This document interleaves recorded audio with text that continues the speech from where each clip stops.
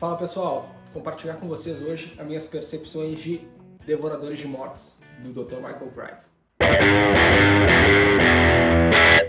Mas antes de falar da obra do Crichton em si, eu queria trazer um pouco do contexto histórico que ela se baseia, tá? E as origens vêm de Viagem ao Volga. Esse é um diário escrito por um enviado do califado lá das terras de Bagdá, hoje, para os povos do norte, na região que hoje é pertencente à Rússia, no rio Volga, para disseminar o islamismo e ajudar na construção de um forte. Tá? Então tem todo esse embasamento histórico, porque esse diário, como eu disse, foi escrito em 922, achado mais de 1000 anos depois, só no século XX. Tá? E esse diário em si, as passagens que contém aqui escritas pelo próprio Ibn Fadlan, eles serviram como base de estudo científico para entender um pouco do comportamento e dos rituais nórdicos da época. Então, claro, existem divergências, porque a história ela é narrada por uma pessoa de fora da cultura nórdica, mas é a visão desse árabe da época que nos faz entender um pouco, principalmente, como eram os comportamentos desses nórdicos, né? Da intitulada lá, famosa Era Viking, né? Então, isso trouxe uma boa base de estudo. E é aproveitando desse contexto histórico que o Michael Crichton se baseia para escrever a obra dele, Devoradores de Mortos. O Crichton, para quem não conhece por nome, é o escritor de Jurassic Park, Congo. Então ele transita muito em obras que beiram ali o techno-thriller, né? Sempre com um embasamento científico forte por trás, que traz esse quê de que aquela obra que ele está escrevendo, por mais fantasiosa que ela possa parecer em alguns momentos, ela se torna crível em outros pelos embasamentos científicos que ele apresenta. E embora aqui a gente vá viajar em um período histórico passado, né, vai ter toda uma questão de ficção histórica, por que não? O Crichton ele não abre mão desse viés científico que ele apresenta para as obras. O Crichton ele parte da mesma premissa do diário original. Então nós temos um enviado do califado, o Ibn Fadlan, que é o nosso protagonista nessa obra. É uma obra narrada em primeira pessoa, vão ser relatos escritos por ele, então não foge desse quê de diário, tá? Que vai contar a jornada dele ao longo dessa trajetória até os povos do norte. Tá? O Crichton ele se aprofunda, na minha visão, em uma passagem mais específica do livro e ele toma algumas liberdades para explorar mais ela. E aí sim se inserir um pouco mais dentro da cultura nórdica na visão dele. Mas ele não abre mão de estudos científicos para fazer isso. Então, por mais que tenham algumas passagens um pouco mais com que fantasioso, que fogem até um pouco do diário original, o Crichton ele sempre mantém esse pé no chão. Ele não deixa de escambar para uma fantasia e ele apresenta fatos para isso. Tá? Então é bacana. O livro ele é cheio de notas de rodapé. Eu sei que tem muitas pessoas que não gostam disso, mas ele complementa bem a obra. Tá? E traz esse pé no chão que o Crichton quer dar, até mesmo para as passagens mais fantasiosas. Então é importante que vocês leiam as notas de rodapé, por maiores que elas sejam. Tá? Tem vezes que elas ocupam mais do que o próprio texto original da página, mas faz parte. E o plot da obra do Crichton vai acompanhar justamente esse Ibn Fadlan, o enviado do califado, nessa jornada aos povos do norte, para disseminar o islamismo e ajudar na construção do forte. Quando ele chega nesse povoado nórdico, né, ele chega numa situação um tanto quanto curiosa. Ele chega no meio do funeral do rei. Né, e aí já se insere algumas disputas territoriais. Né, quem vai assumir essa liderança? Feito isso, passado esse primeiro contato, Bullywith é denominado como líder daquele assentamento. E chega, então, estrangeiros até aquelas terras pedindo ajuda para o Bullywith. Né, que tem uma ameaça assolando as terras originárias desse povo. Não fica claro se é Dinamarca, se é Suécia, se é Noruega, e sinceramente pouco importa. Tá? O que tem que ficar claro é o seguinte, tem uma ameaça e eles estão precisando de ajuda. E o Bullywith vai consultar a vidente do assentamento e ela logo diz que eles têm que combater essas chamadas criaturas da névoa e eles precisam ir munidos de 13 guerreiros. Sendo o 13º deles um estrangeiro. Então é óbvio que é aí que o Ibn Fadlan é jogado para dentro da trama e ele vai ter que acompanhar esse povo nessa jornada. Tá? E é também através dessa jornada toda que o Crichton vai aproveitar para disseminar sobre a cultura nórdica, sobre alguns dos costumes daquele povo, que de novo Muito disso em estudos científicos é originário de Viagem ao Volga, e dentro disso ele vai conseguir, diferente do diário original, traçar uma curva evolutiva de personagem. Isso é óbvio, né? Aqui o diário ele é muito direto, ele é muito cru, são relatos. Provavelmente o Ibn Fadl, quando escreveu isso, talvez ele nem esperasse disseminar para alguém mais, muito menos mais de 1000 anos depois. Então é uma coisa muito direta, ali tu não tem evolução de personagem. Aqui o Crichton, pelas habilidades que ele tem na narrativa, ele consegue dar um mínimo, tá, de profundidade para esses personagens. Não esperem nada muito desenvolvido, nós estamos falando de um livro de pouco mais de 160 páginas, então é uma narrativa curta, mas o Crichton ele consegue, principalmente na questão do Ibn Fadl entendendo a cultura nórdica e se adequando a ela, construir uma certa evolução para esse personagem, assim como para os que acompanham ele, que passam a entender um pouco da visão dele de mundo. De novo, isso não é muito bem explorado, tá? Mas traz um mínimo de evolução de personagem, um mínimo de carisma para quem está dentro do livro. Tá? Então, isso é pelas habilidades do Crichton. Uma coisa que me chama a atenção nessa obra é principalmente que, mesmo com algumas passagens que têm um quê mais fantasioso, até pela visão um pouco inocente dos viajantes ali para com aquilo, ou a crença, eles acabam trazendo uma imagem mais lúdica do que eles estão enfrentando. O Crichton traz esse quê fantasioso e no final ele desmistifica ele com toda aquela parte científica que o Crichton já é mestre em fazer. Então é importante isso. Nas notas finais do livro tem uma explicação científica para justificar essas passagens mais fantasiosas da obra. Então tu tem durante a narrativa um pouco de ficção e depois ela já é desconstruída com alguns dos estudos que o Crichton apresenta. Então é bacana ter esses dois vieses, né? O que eu vejo dessa obra que ela pode não agradar todo mundo? Porque ela é mais direcionada a um nicho que se interessa pelo estudo da cultura nórdica ou é no mínimo um entusiasta dessa cultura.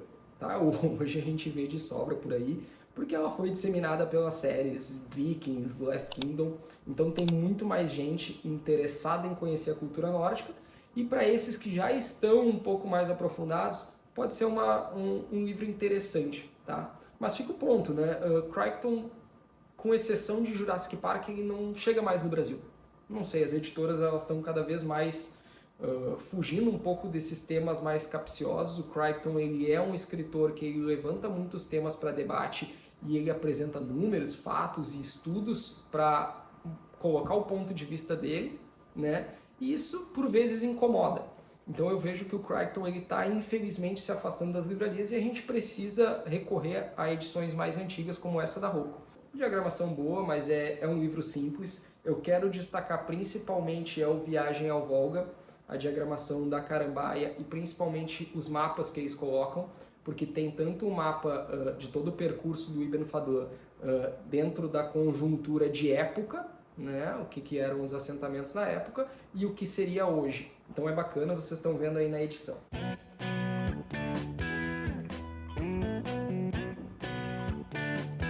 Bom pra caralho. Porra. Bom, por se tratar de um livro do Crichton, obviamente nós teríamos uma adaptação cinematográfica. E ela veio na forma de O 13º Guerreiro. Lançado em 1999, estrelado por Antônio Bandeiras e dirigido por John McTiernan. Ele é famosíssimo, tá? Para quem gosta daquela leva de filmes de ação dos anos 80, ele é o diretor responsável por Predador, o original, Schwarzenegger, Duro de Matar. Né? Então, assim, ele revolucionou bastante do cinema de ação. E aqui ele entrega uma obra genérica, estilo, a cara do final dos anos 90. Tá? Primeiro ponto que eu ressalto aqui é o Antônio Bandeiras como protagonista. Eu vejo muito mais que isso foi uma tentativa de trazer um apelo pela imagem do Antônio Bandeiras do que propriamente por ele se encaixar ao protagonista, o Ibn Fadl. Né? Aqui a gente tem um árabe latino, um galanteador, a gente tem o Zorro aqui. Tá? É o Zorro vivendo entre os vikings.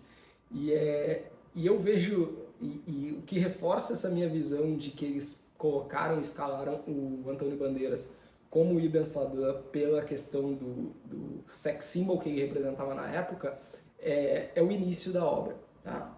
Vamos lá, só voltando um pouquinho para o original, O livro é a história de um enviado do califado aos povos do norte para ajudar na construção de um forte e disseminar o islamismo na região. Aqui no filme, ele começa com uma narrativa do Ibn Fadlan, ou do Antônio Bandeiras, dizendo que ele era muito próximo do califa, né? E o califa enviou ele para o norte meio que para sumir com ele, porque ele acabou dormindo com a mulher casada de um homem muito poderoso ali do califado, e esse homem do califado, o corno, né? O corno, ele acabou fazendo fofoca para o califa, e o califa, em vez de mandar executar o Ibn Fadlan, ele manda o Ibn Fadlan para longe, né? Então já tem esse quê totalmente desnecessário, e eu digo que é desnecessário porque de forma alguma isso é explorado de novo na obra. Então fica totalmente jogado, totalmente perdido. Eu vejo que é muito para aproveitar a imagem do Antônio Bandeiras.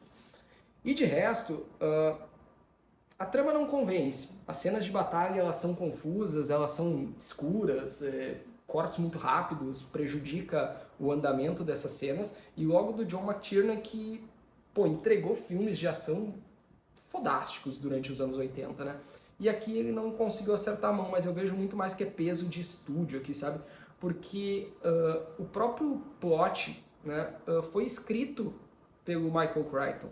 Né? O filme passou por muitos problemas de produção, até ia se chamar Devoradores de Mortos no início, depois virou 13º Guerreiro, que até acho que por uma questão de vendas facilita, mas a coisa não encaixou, não transcorreu da forma correta. Eu vejo algumas decisões fáceis de roteiro.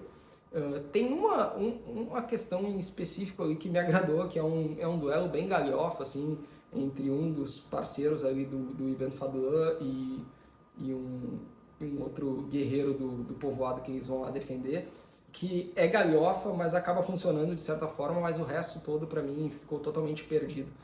E sendo um pouco mais criterioso, aí eu sei que é muito mais pro meu lado do que vai incomodar o público em geral, é a questão da fidelidade da obra. Porque é o seguinte, o material original de Devoradores de Mortos, ou de 13º Guerreiro, é Devoradores de Mortos. O material original de Devoradores de Mortos é o Viagem ao Volga. E o Viagem ao Volga, ele é base de estudo científico. Então daqui foi levado em consideração os relatos para se entender um pouco da cultura nórdica. Pode algumas coisas não fazerem sentido, é óbvio, a gente não pode tirar da cabeça a questão de que foi um relato de um estrangeiro, de um homem de outra religião, sendo inserido dentro da cultura nórdica, mas é base de estudo científico. E o que é feito aqui no filme? Foda-se o estudo científico. Quer um exemplo claro? Tem viking usando armadura de placa.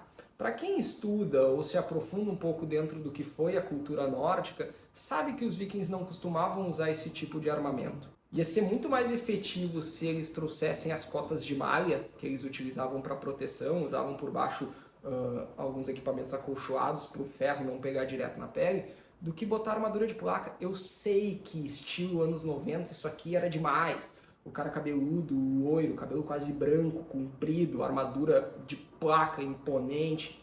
Eu sei que isso vendia, mas pô, o teu material original é base de estudo científico, não abre mão disso, né? Então essas questões me incomodaram bastante. É um filme totalmente desprezível?